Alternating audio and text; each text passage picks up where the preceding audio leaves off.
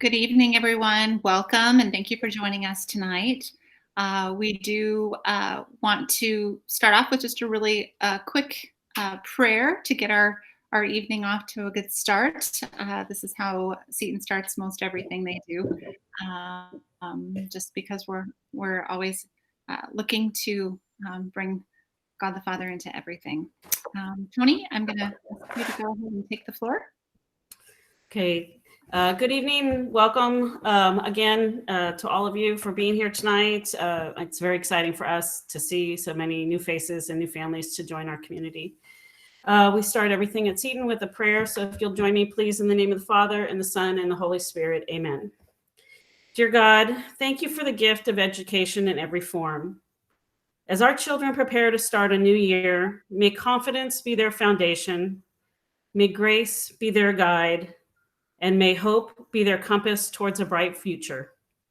We pray they would have eyes to see the needs of those around them and a heart to love well. May they face each day with positivity, knowing that no matter what comes their way, they do not have to face it alone. Saint Elizabeth Ann Seton, pray for us. In the name of the Father, and the Son, and the Holy Spirit. Amen. Thank you. And Tony, if you wouldn't mind just giving everybody a quick bio on yourself and the time you've spent at Seton. Sure. My name is Tony Stevenson. I am the parent of 3 Seton students, 2 alumni, one in 2017 and one graduated just now in 2020. Our youngest is in class of 2022, so she's going to be a junior. This is my 9th year as a Seton parent. It's my 7th year as a Seton SPA member.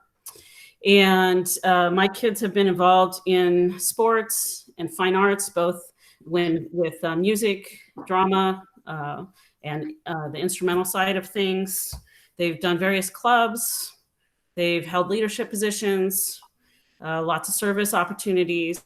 So between all of us as a family, we've hit a lot of marks on Seton's campus. So I tend to have answers to a lot of questions, not all of them, but a lot of them. So I welcome any questions during tonight's meeting, and even afterwards. We've got a link on the Parents Association page that says SPA info.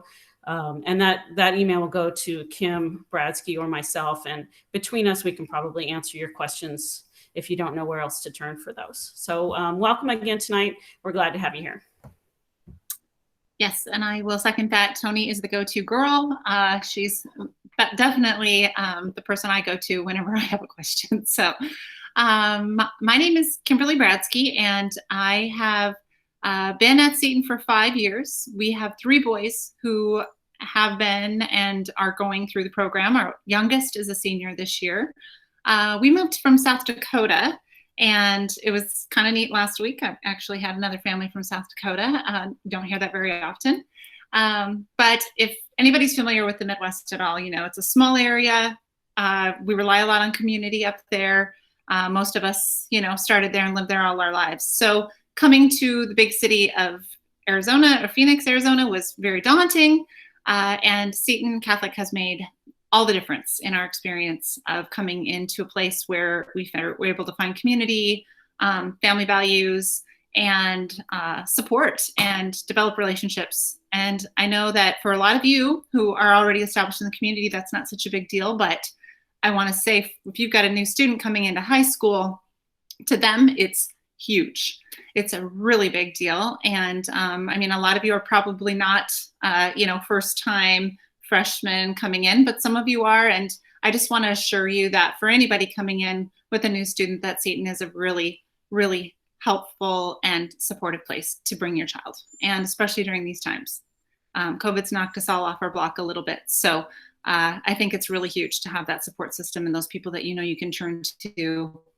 An administration that you, I promise you, is so plugged in to these kids and the best things that we can do to support them. So that being said, welcome, and we look forward to getting to meet you in person. We'll go ahead and get this going. We're going to share with you as much information as we can tonight, and as quick of a platform as possible, just to get you onboarded and give you some little things that we've learned as parents at the school. And rest assured, there is a lot of information in these slides. These slides will be sent to you. This recording of this show will be sent to you later on, so we can go watch all the bloopers, but also so you can go back and revisit the things that are important that you may feel like you didn't get a hold of. So, okay, we'll start out this evening with a message from our principal, Serna. Greetings, Sentinels, and welcome to our new family orientation. Words cannot express my gratitude for you choosing Seton Catholic Prep for your sons and daughters. I appreciate the level of trust you have in Seton, and I thank you on behalf of the faculty and staff. I am fortunate to start my workday by spending time in front of the Blessed Sacrament in our chapel. I recently reflected on the gospel acclamation from the feast of St. Mary Magdalene, where she says, "I saw the glory of the risen Christ." As I reflected, I try to imagine the fear and sadness she must have felt leading up to this point, considering that she just witnessed Jesus' brutal death on the cross, but how witnessing the glory of the resurrection completely turned her world around. I mention this because, like many of you, I share in the same stress and anxiety of the unknown. But I have faith in the resurrection, and I know God's will prevail. I promise you that I will work with our staff and with you to continue serving our mission, and equally important, to keep our community safe as our primary objectives. In closing, I invite you to communicate with our staff and with me when you have questions or concerns. Do not let them go unanswered or fester. Let's talk about it, and let's work towards continuous growth and improvement. Always start with the primary staff member in charge or the person responsible for the area for your question, and only elevate it as needed. I thank you again for your trust in us, and I pray for you and your family's health and well-being. Thank you. Right over. I'm not sure how many of you have gotten to know Principal Serna, but he is fairly new to Seton, having just come in the last, I think, 4 years. Anyway, he's learned the ropes quickly, and he's obviously been in hot water this year, and he's been amazing at really taking the torch and leading us. I think his message there at the end about using proper chains of command has a lot to do with the fact that he is one man with a lot of hats. And what I want to tell you about him is he is a very open door policy kind of leader. And so he's very approachable. His staff is very approachable. And he has laid the groundwork for a really great communication in our school. And so my grandmother always said, gossip grows weeds. And I think that is true. And it's something worth noting in a small school like ours, that the more that we can keep communication open, go directly to the people who can make a difference, because they can't fix it if they don't know about it. And the more we can all be a part of a solution, the better off we'll all be. So that being said, let's move on into the mission of Seton Catholic Prep, which is obviously the reason you've probably brought your children to this school, because you know that they have a focus on excellence, leadership, service. They, have always done their best to come through and support our kids in that regard. And this year it's getting a little tricky in that they're not able to have the kids on campus and create the relationships that they're so well known for. So in the meantime, I think patience is key in hanging in there like we all are learning to do, and trusting that they're going to do what's best for our kids in the safest way possible. So with that, you probably all received the email this week from Principal Serna regarding the opening plans, and that we will begin on August 17th with online instruction. It is the goal of the school to transition to the school and be on campus as soon as we possibly can, and as soon as it's safe.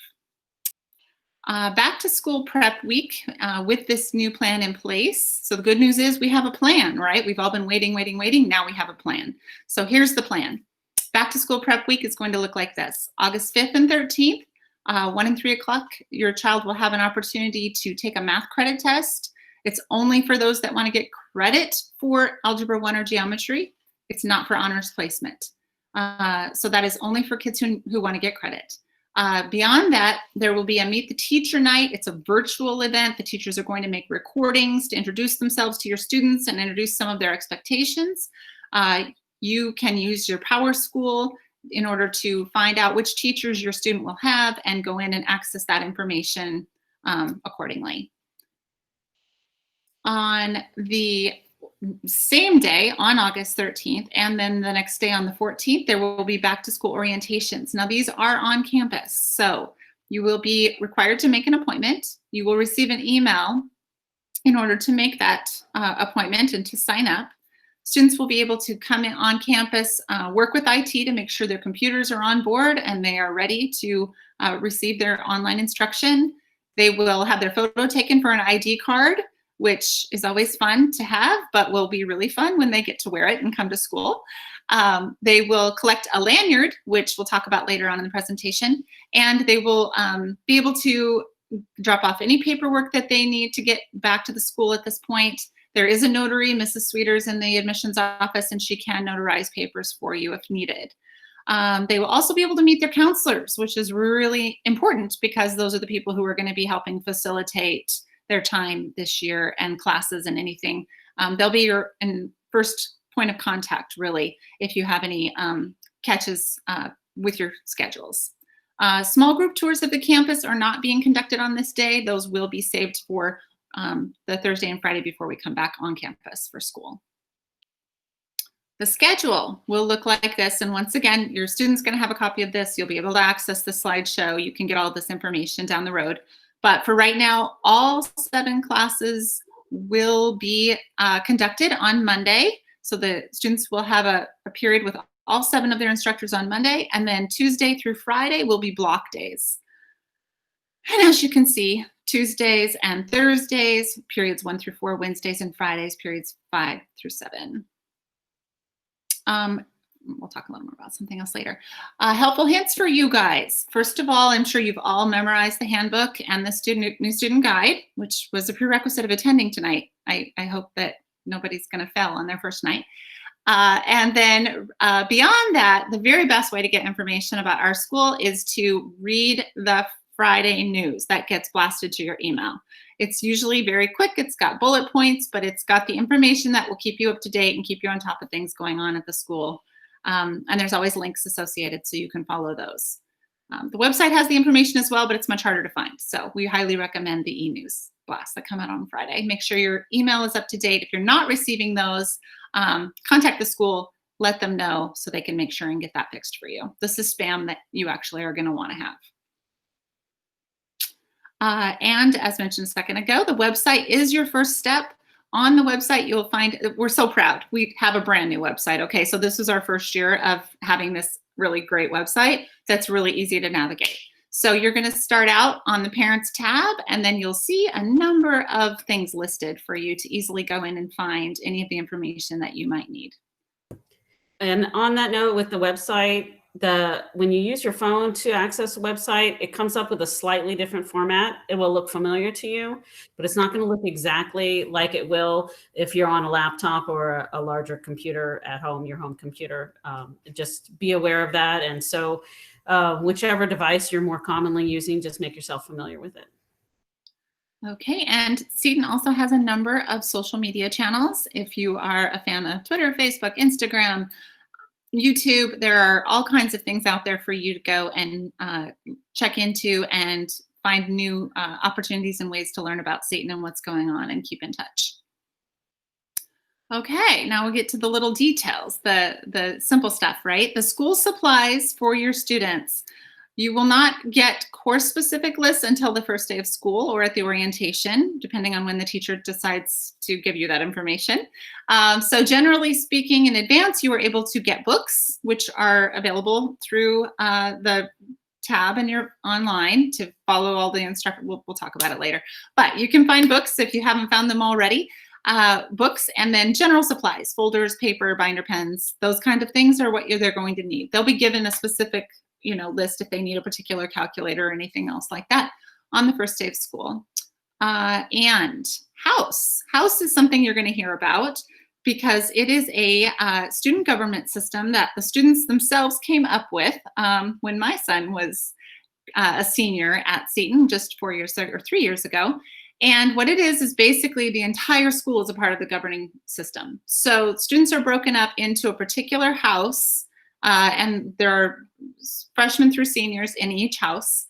And the house is the way that the kids are, a lot of times they use the houses to give the kids assignments and put them into certain projects or activities or efforts that are being orchestrated on campus. So it's just kind of their little community within the community that they will hopefully plug into and feel like they have some mentors and some older upperclassmen to lean on. And it's hopefully an effort to get the kids just to really kind of work together and get outside their comfort zone and meet new students. So that being said, they will receive a color-coded t-shirt and that they can wear on house days. They will also receive a lanyard that is color-coded, and that lanyard will be attached to their student ID. Their student ID cards are important because they must at all times be wearing a student ID when on campus during the school day. This is an effort being made by the diocese in order to ensure their safety and security. You will also see all of the staff, all of the employees of Seton wearing the same thing, lanyards with IDs. So if they forget to wear their lanyard, they do get a detention because it is part of the uniform. And if it's lost or damaged, they are responsible to replace them for the fees that are listed on the page. And a helpful parenting tip, get your children in the habit of putting their lanyard and their ID somewhere specific right after school, so it's always in the same place. My daughter kind of looped it around the top loop on her backpack. Another daughter tucked it into that small pocket that's on most of the front of most backpacks. If they're always taking the same car, it can go into the glove box. But if your means of transportation in the morning changes, then maybe you just want to have it on their backpack that you know once they're back on campus, they'll be having it right there for them. But it's a habit that they need to get into. Otherwise, it's going to cost you $15. So it's in your best interest to get them in that habit. What's nice is your kids are getting to start this out their first year. Tony and I both have students who didn't start out with this kind of training their freshman year, and it's a little harder to train an older dog, just gonna say. Okay, eighth hour. Eighth hour is the sweet spot at the end of the day that has been traditionally reserved for students to go in and meet with their teachers or get together and work on homework and things like that. Right now, there's not an eighth hour. I did see where they have office hours on Thursday at the end of that block day.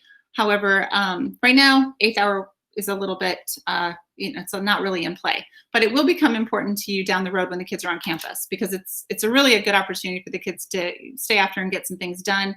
You get to avoid the 3 p.m. traffic getting on and off campus, which is more exciting. And also all athletic coaches and after school programs like fine arts and when the theater stuff is happening, they don't start until after eighth hour. So they all encourage students to take advantage of that eighth hour and get a start on their homework, or talk to the teacher where they might be struggling, because if they're struggling in their classes, then that's going to impact their ability on the field or in the play.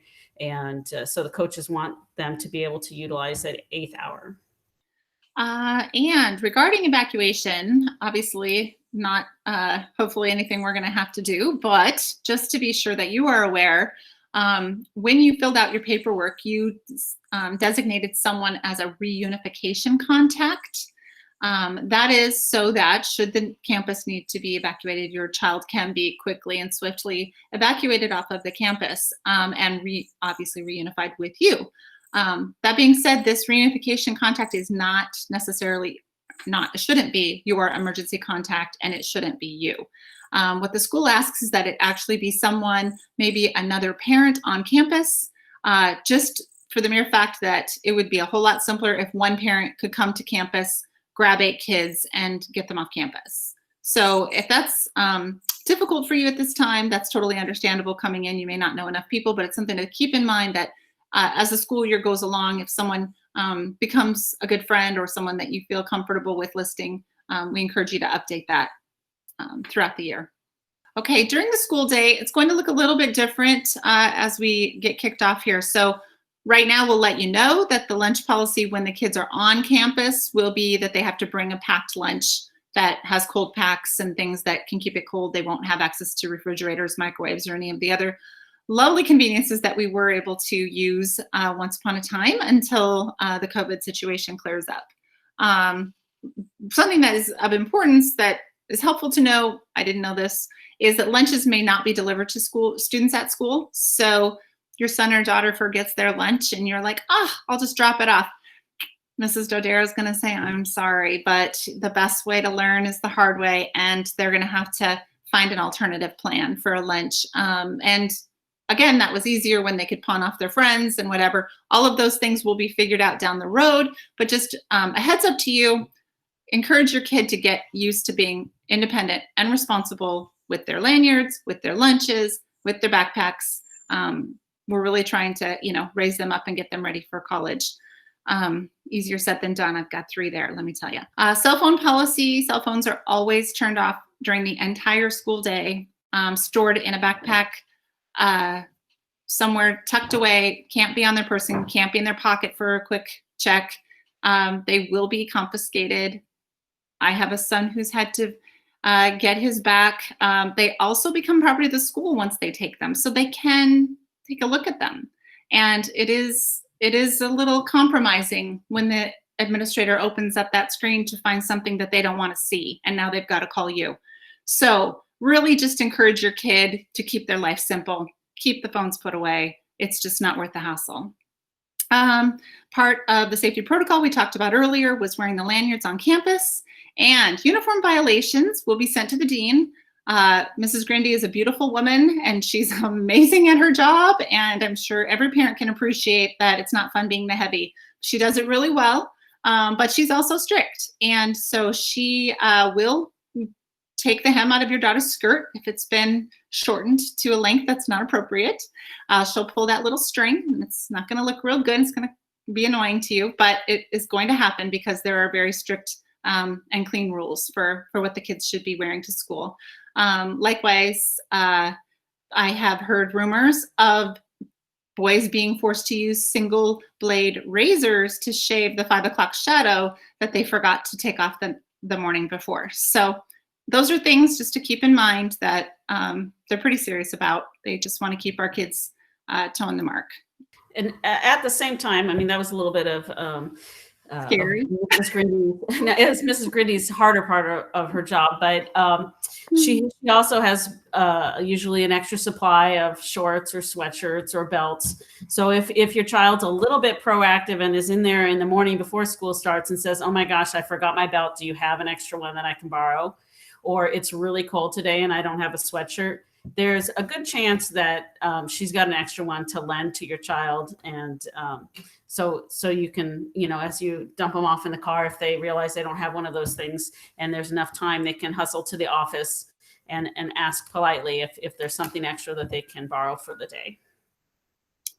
Thank you, Tony. And Tony also has a good point. Generally, she recommends that you keep an extra belt in the glove box because they do get forgotten. And I thought that was a really good pointer also that she shared. We have a new uniform company this year. Anton Uniforms is our vendor. All of the information is online for how to access them and get your uniforms. I know this all seems really unimportant right now, but we're probably not going to be able to do this again before we go back to school. So we're just going to give it all to you here and now. And then, like I said, you can come back and visit it when the time is right. But something to know is because we are transitioning from the former Educational Outfitters to Anton Uniforms, the uniforms that were formerly available through Educational Outfitters that maybe some of your upperclassmen, if you have older students, have had, will be being phased out this year. So your students will be allowed to wear them this year. There are also free uniforms available. I know I donated about 8 shirts and 5 pairs of shorts last year at the end of the year that my son had grown out of that were pretty much brand new. So those are in the office for free if anybody wants to take advantage of that. And another side note I forgot to mention at the meeting last week, but the students almost always wear shorts. There's like maybe 5 students on campus that are boys that wear pants. So if your child loves pants, buy him a pair of pants. But if he says, no, I really don't need pants, he means it. He really, there'll be a few days where they might be a little bit chilly in the mornings.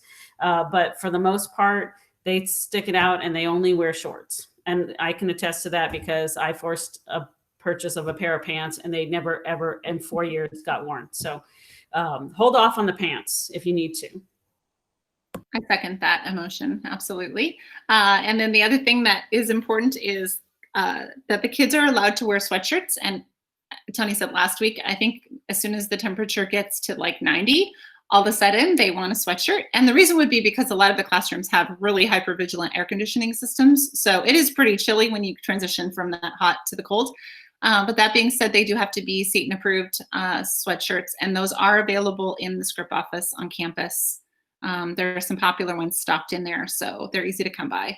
And honestly, I brought my son one. He wears it every day, all year long. And yeah, we save a lot of money. So, okay, purchasing text. Oh, sorry, one more thing now that you brought up sweatshirts. When you wash the sweatshirt, which they won't turn it over to you, but you really should wash it every week. Right at the sleeves gets really gross. And a lot of kids chew on those, the string things that are around the hoodie too. So take it away from your child on Friday and wash it, and then stain treat those sleeves, because that's where it gets the grossest on those kids. Getting some high level mom info right now. This is this is serious training. Thank you, Tony. And then purchasing textbooks. As I mentioned, on the website, you'll go to the tab that is earmarked for textbooks under the parents and follow the instructions. We do use MBS Direct, which is a very nice website for purchasing books. You can go on. It's all set up. Seton enters all the classes in, and so the appropriate books are already selected. You just follow the course description that you're given for your student. You click the boxes to denote which books you need, and it will send you right into a page that will kind of list all the books that you need. It will also, you can buy ebooks, which are very nice because then you don't have to worry about returning or selling them at the end of the year. So that's a nice option, but MBS also offers buyback. So they will buy back the book when you're done with it. And then another option that we have is the online book exchange, which is an opportunity to buy and sell books from other Seton families who have had the classes in the past. That's been a great place for me to find like a $5 book, or, you know, maybe $20 book, but it was maybe $100 for the first person. That being said, do check the ISBNs, because our books don't change usually any more than every 3 years. Some have been in use a lot longer than that. But just check that ISBN, make sure you're getting the current book for your student. And you can log in to MBS through the Seton webpage, but there's also a link as this early part of the school year is happening. There's a link on the Friday e-news. There should be a buy your books MBS link on there that will also take you right to their site with your students' name and schedule stuff already coming up on there. Okay, on to the bring your own device policy. Obviously, your student's going to need a laptop for their online learning. Seton has decided this year to transition to Chromebooks. And the reason for that is it's just been a lot of work for them to try to keep up with all of the different computers out there and trying to sync and make everything work happily together. Now, again, we're in a year of transition, so they will accommodate your student if they do not currently have a Chromebook that they can use to start the year. They will do their best to work with you, and you see the help desk at setoncatholic.org is the best place to send a message and ask if you have any questions or any problems at all with your technology. But what's recommended is to go ahead and start thinking, okay, a Chromebook, maybe I need a Christmas gift, a birthday gift, whatever. This is a nice opportunity to be thinking ahead, planning for that. The SCRIP office, as mentioned before, this is the place you're going to find the spirit wear, the kids' sweatshirts. They also do sell SCRIP, which is basically a way to earn money towards your tuition. So when you purchase, you go into the SCRIP store, you're able to purchase gift cards for a number of things, from groceries to restaurants to Southwest Airlines to Visa cards that don't require the activation fees. There's a huge list, and you can find that online as well. But you're able to go in and purchase these, and then depending on which company you're working with, they give different kickbacks. And so you may get as much as 20% rebate on the gift card that you purchased for $100. And that's coming back, and you split that with Seton. So 50% goes to Seton, 50% goes to you and gets applied towards your tuition. It's just a nice way to use the money that you're already spending to benefit yourself. And Anton Uniforms is on there. They give a 6% kickback.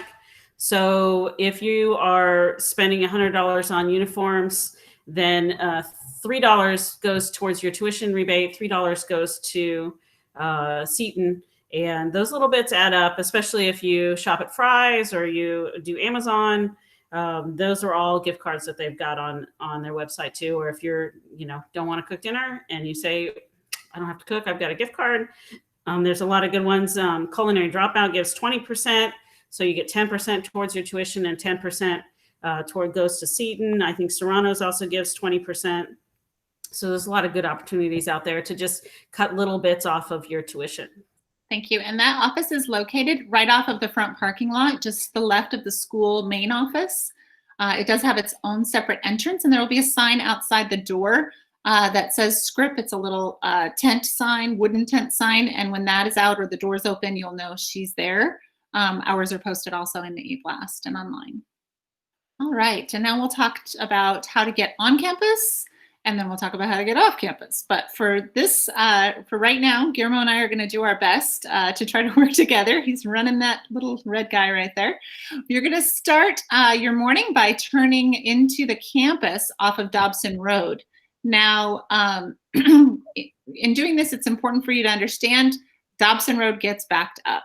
Obviously, that left turn lane it's kind of a signal, but it's a limited signal. So the cars line up in that center and they get very backed up. An alternative entrance is to come from straight across on Ironwood Drive. You have to get onto North Pennington Drive from either Ray or what's the one up, you guys, Warner up above. So you get onto Pennington Drive, and then you're going to turn onto Ironwood Drive and come directly west towards Seton. This sets you up at a stoplight that'll feed you directly onto the Seton campus. Very, very important not to go into the parking lot of the school kitty corner to Seton. I think it's a junior high, and there have definitely been some problems with students who think they're gonna just whip around and fly through that parking lot in order to, get back. That's a no-no. They don't want that. So please just come off of Ironwood Drive directly into Seton, following this green arrow that leads you all along the side of the school.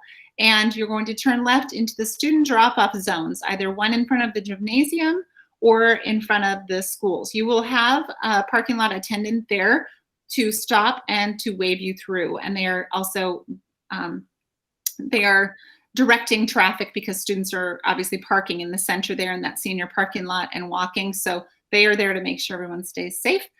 You'll drop your student off. They need to hop out, grab their things, and cruise on through, because then you're pushed through and you're gonna go back behind the campus, behind the Fine Arts building, circle wide all the way to the edge of the underclassmen parking lot.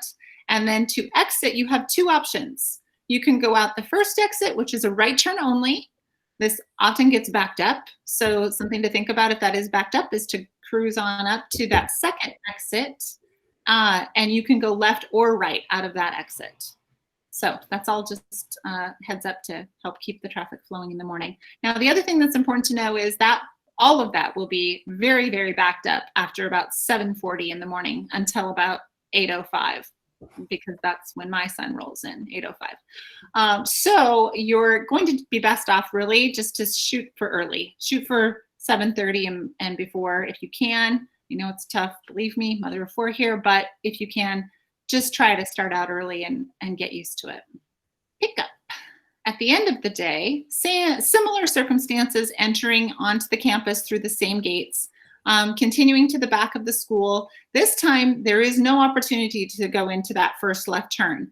That will be closed. You will continue to the back of that parking lot and go in front of the gym and then continue over to the lower parking lot that the circle is swirling around right there in front of the football field. That is your student pickup lot. So you will park there, your student will walk over there to join you. I really, really frown on anybody hopping in the car in front of the gym or hopping in the car right there at the top of the map by the lockers. It just creates a lot of problems and potential for disaster. So really, we encourage you to pull in, park, hang out, enjoy yourself, bring a drink, read a book. And exiting is going to be the same protocol of first one's a right only, second exit is left or right. Now, another couple pointers for this is if you are able to get to the school before 3 o'clock, which is obviously a good idea because once again, you'll have a lot of traffic, you get to use the HOV lanes. So that's a plus.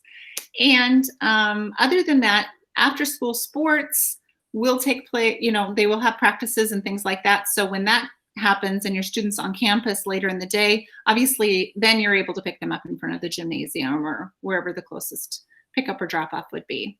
And then we do ask that you don't pick students up in front of the school, just again, because it just it's a very small parking lot. And that is reserved for people who have meetings with the administration. That being said, if you are there to purchase SCRIP, your student can walk and get in the car with you. And all right, attendance.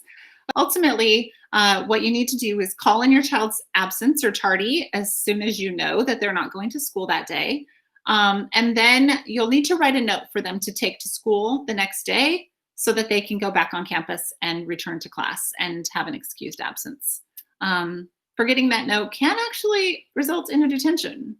Again, kids are learning natural consequences, right? So they need to be responsible. They need to follow the rules and do what's expected of them. And if not, then consequences prevail.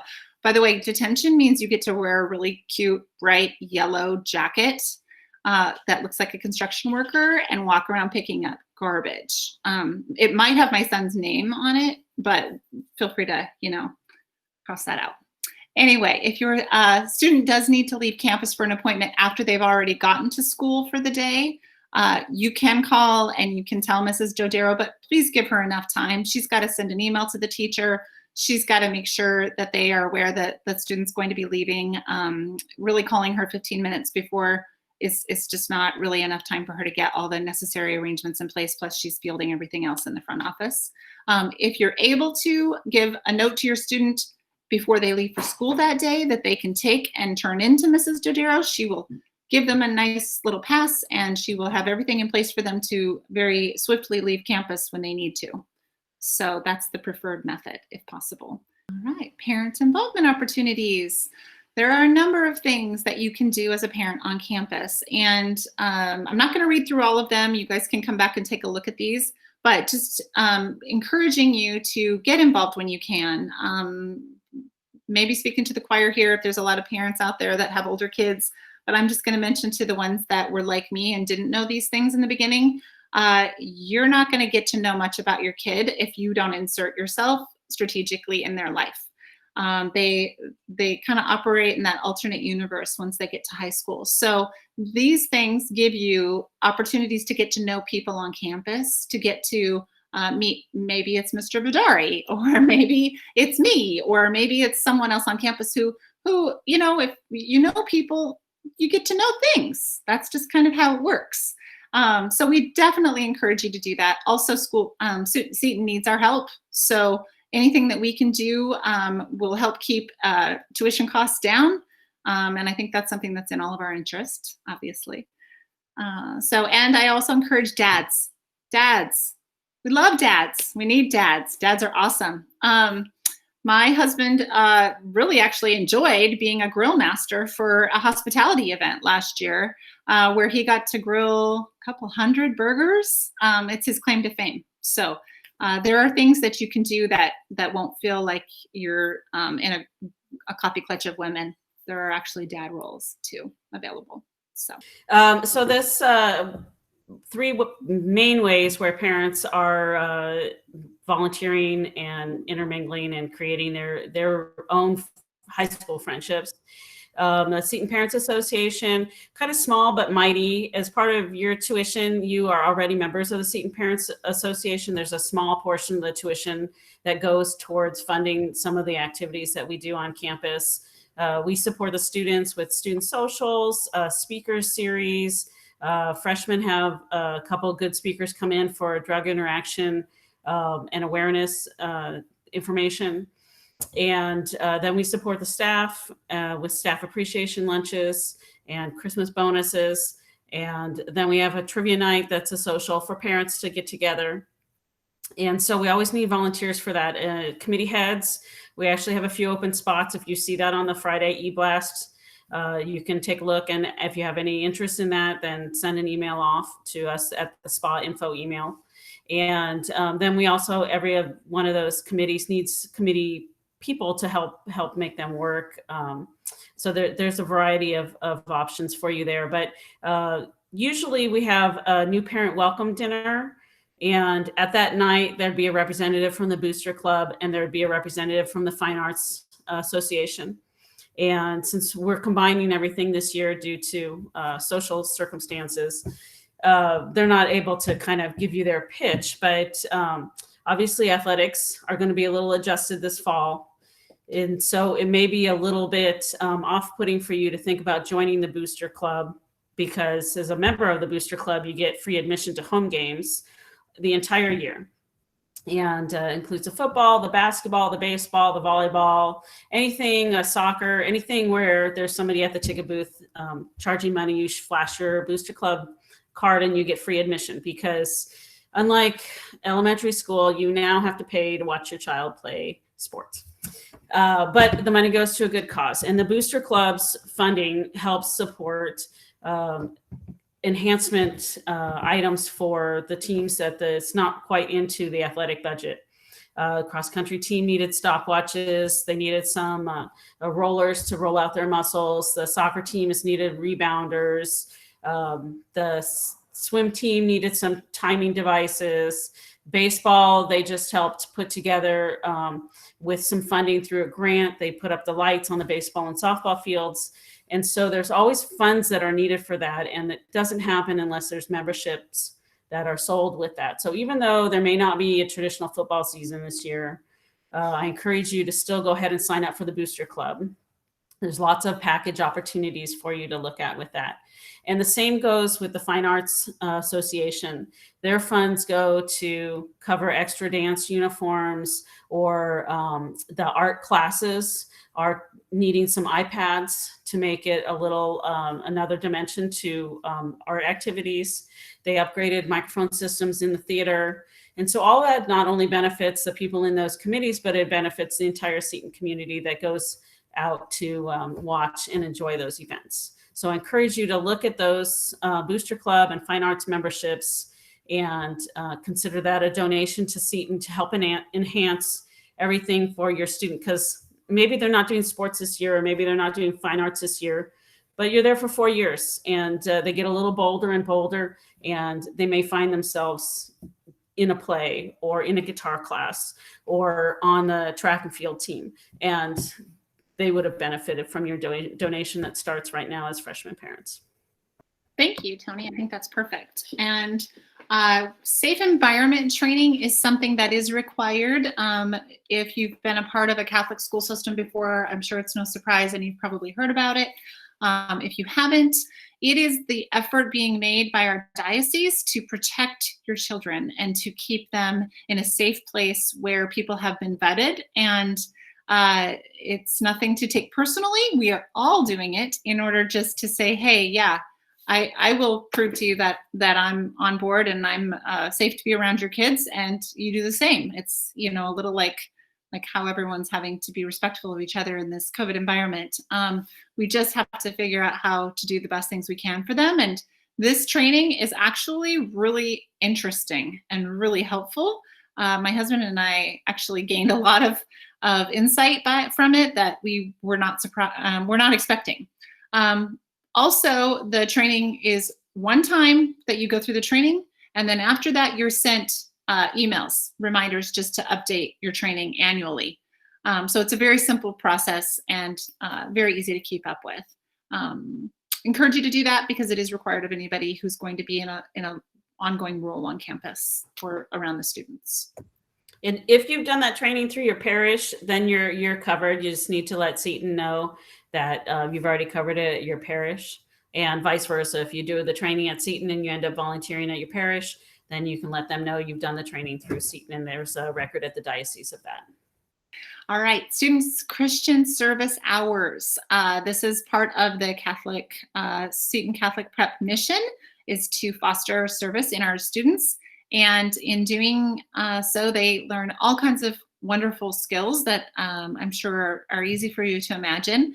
But I also want to throw in there that service is a pretty impressive piece to include on your college applications. So what colleges want to see now is they want to see longevity. They want to see that students started something and stuck with it, and we're not just token service, participants, but they were actually consistent and active and doing it for more than just a requirement. So I encourage you to really encourage your kids to stay on top of their service projects. Now, this year, because of everything that's going on, they have cut the requirement for personal project in half by 50%.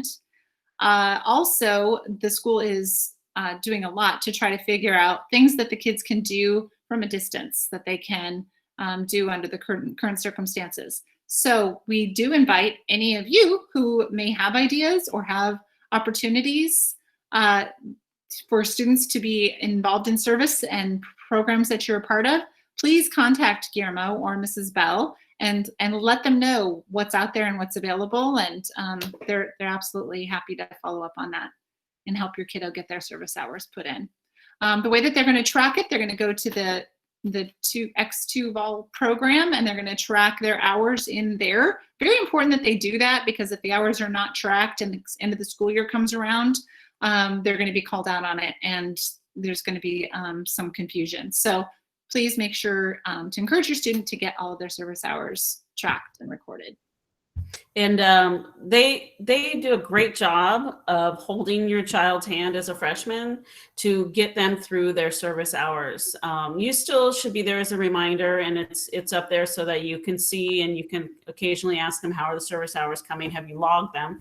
A lot of times they'll not log them, and then they'll wait until May 1st and then throw them all in there. And they just need to get in the habit of logging them after they fulfill them. And I'm going to backtrack for half a second that I didn't mention with the parent volunteering. What's different than many of the families that are coming from the K-8 parochial schools is that the hours at Seton are not mandatory. For whatever reason, the diocese doesn't mandate high school hours, but they still are, in a sense, required. One, because they're needed. We can't run many of the events without multiple volunteers. And if the same 50 people are volunteering, they get burned out.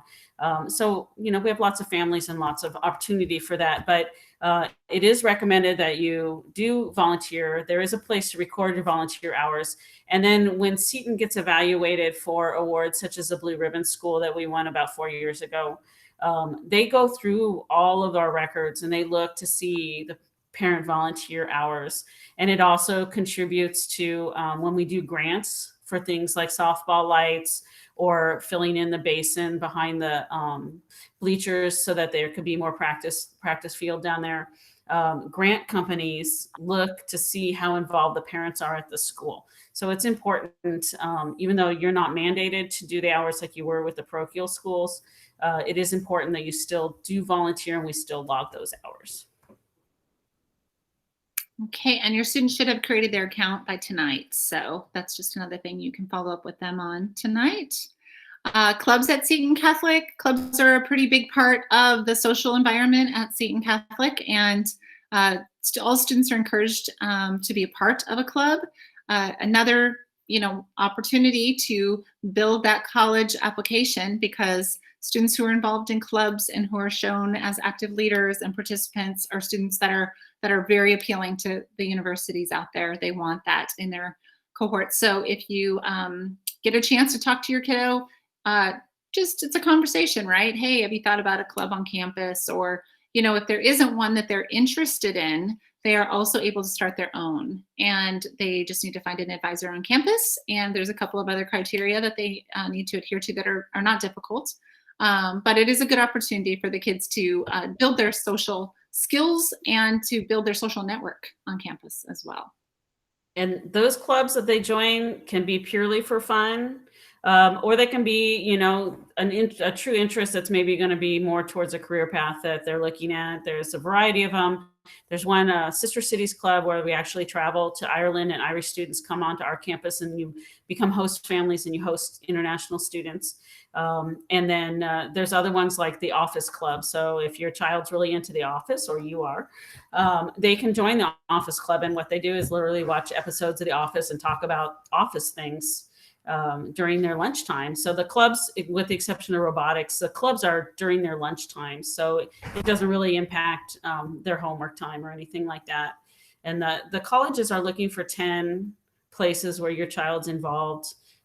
So something as simple as a club that's a Mario Kart club, where they play video games during lunchtime, that gets listed. And then maybe, even though it's a club and it seems simple, they still need a hierarchy of leadership for it. So your child could be the president or vice president of Mario Bros kart racing club. And that gets listed, and colleges see that they've taken on a leadership category. So encourage your children to look at all the clubs and to join, starting with 1 or 2 as a freshman, and they'll make friends, and they'll also start tacking on things to their college resume. I am an assistant coach for girls golf in the fall, and I'm the JV boys soccer coach in the winter. And right now, the AIA has given the schools until July 31st to return a survey about how they feel about sports going ahead in the fall. Currently, we're kind of planning that it is happening with modifications. So keep that in mind. But what you want to do if your child's involved in sports is take care of the sports physical and the paperwork. It's about 8 or so pages of paperwork that has to be done for that. And you just go to either your primary care doctor if you're already there, or you can go to urgent care, and it's about $25 or $30 for the sports physical. Print off the pages. They're under athletics on the Seton homepage. You can find them under athletics. Print those off, take them into the doctor's office with you. There is one page about transportation that needs to be notarized. So you can get that done at Seton, or you can get it done at your bank. And when you get that done, you turn it in. There's a sports fee for every season, and it gets taken right out of your fax account. So it's not like you have to write a separate check for it. But once you get it done, it's good for the entire year. And so they say your child runs cross country in the fall, and then in the spring wants to play baseball. You just let the administration office at the athletics area know that your child's already filled out the clearance card or the paperwork, and now they're going to play a spring sport, and they pull that card from their file. They mark that it's a spring sport, and that's it. A simple email takes care of that. So one physical packet of paperwork takes care of the sports for the entire year. And there also is a completed concussion test required as part of that paperwork. It's an online test that the kids take. All of those things need to be turned in together in order to get that player's card. So if kids are waiting and they're turning that in on the day of tryouts, they're going to be out of luck. They need to have that player's card in order to attend the first tryout. And there's always a big line because there's a lot of kids who like to wait and try their luck. But the best thing you can do, honestly, is get this done like right away with the school year and just forget about it. So you're able to just move along. And as freshman parents, something that you may not know already is that there's a few sports that are off-site. And because your students are probably not driving yet, they need to have transportation to get there. Seton doesn't bus them. So boys and girls golf happens at the Ocotillo Golf Club at Ocotillo and Dobson, or Ocotillo and Alma School, right in between there. It's about 6 miles south of Seton. So they need transportation to those. They will get transportation to the matches if they're playing in the match, but they do need transportation to practices. So golf is off-site. Swim and dive is offsite. They usually practice in the morning, and I believe they've been using Arrowhead Pool for that. Tennis is offsite, and beach volleyball is offsite. So all of those need transportation to those practices, and then the games will be covered by the school. They'll transport the students to and from Seton. Okay, and we have a lot of information for you here on tuition assistance. It's something that at this stage in the game, you've probably all kind of got figured out what you're going to be doing since you're here and you're ready to send your kid to our school.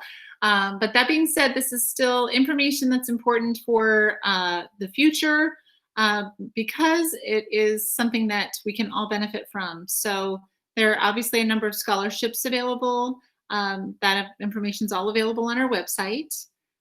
State tax organizations, most of you are probably aware, but if you're not, there is an opportunity for all of us who pay Arizona taxes to decide that we want a certain portion of it allocated to a school, to a student in a private school. So believe it or not, it's money you're already paying, but you can say, hey, I want it to go here. And so can your friends, grandparents, anybody who is paying Arizona state taxes has the ability to do this. The only thing I think you can't do is apply your own taxes to your child. I think it has to be someone else. Guillermo, feel free to speak up if I'm speaking out of turn there. Yes, that's correct. Okay. You can give to your own child. Okay, great. But the example given here is you get 5 couples to donate their tax liability to an STO. You can get roughly $10,000 in assistance, and that offsets your child's tuition right there. I mean, you can basically get your child's tuition paid for if you are able to do that. Now, they absolutely frown.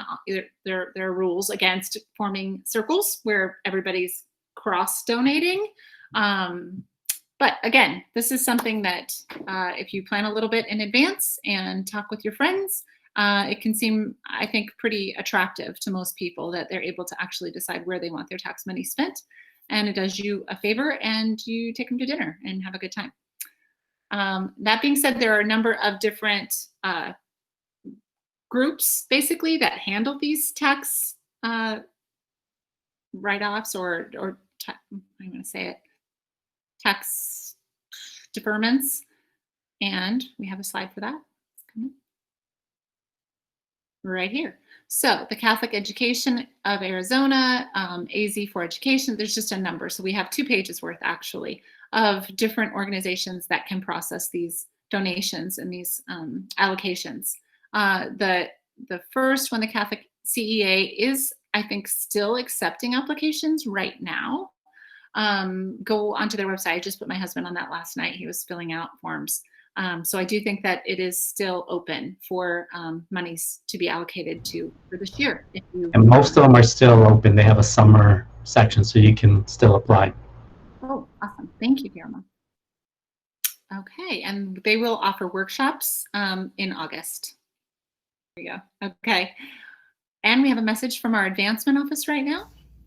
Hi, my name is Jim Pogge, and I'm the Director of Advancement here at Seton Catholic Prep. If this is your first time at Seton, I want to welcome you to our school. It's a wonderful place, and you've made a fantastic decision. If you are a returning parent, welcome back. And you are our greatest ambassadors because you know the value of what Seton is all about. The Advancement Office is responsible for communications throughout the school as well as throughout the wider marketplace. We are also involved with alumni relations, event planning, as well as advancing the mission of the school, which often means raising money for program support, educational opportunities, as well as capital projects. You'll be hearing from my office throughout the time that you are here at Seton. I do want to make a special note, though. On August 29th, we are going to have a virtual gala and dinner auction. You'll be getting more and more information about that, and we hope that you can join us. It doesn't cost anything to participate, and we're going to explore a little bit of the history of Seton, talk about where we are today and where we're going down the road, and we'll have a lot of silent and live auction items to bid on, as well as opportunities to help us, build the next phase of Seton Catholic Prep. Okay, well, that's all I have for today. And if you ever have any questions about what we do in the advancement office, don't hesitate to give us a call. All right, thank you and welcome. Okay, thank you. Important dates and news can be found on the website. Follow the directions to access the school calendar. You can also subscribe to it. It'll automatically upload into your calendar on your own device. And encourage you to do this, encourage you to keep tabs on what's going on at Seton. There's a lot of fun things that happen throughout the year. The gala is happening, and that's what we missed out on hearing about from Mr. Pogge, but you'll find out about that later. The trivia night is a really good time. It's a great social event for parents. It's adults only. It's bring your own, and drinks and food, and you get together and have a lot of fun trying to answer questions, and there's prizes, and tailgate parties are a good time. Theater productions are fun to attend. So a lot of things that are going to be on that calendar that are worth keeping up on. So this concludes the night. I told you we were close. And just a second though, on that last one, I mentioned about masses, and for every all-school mass that there is, the parents are always invited to that. You sit up in the bleachers unless it's a mother's or father's mass, and then you sit with your child down on the chairs on the gym floor. But they're always invited. You're always invited to come and attend, and also adoration, which takes place after the masses. Really nice to have parents in there for that. There's a sign-up genius that goes out for that. And the school will be getting us information as soon as they can about how they're going to be addressing the masses, etc. So, okay, that being said, thank you so much again for joining us this evening, everyone. We, again, look forward to getting to meet you all face to face. Very excited to have you on our campus, and very excited to see how your student thrives and what kind of things you guys choose to do. And we're all excited just to get back on track, back in school. So with that, take care. God bless. We'll see you soon.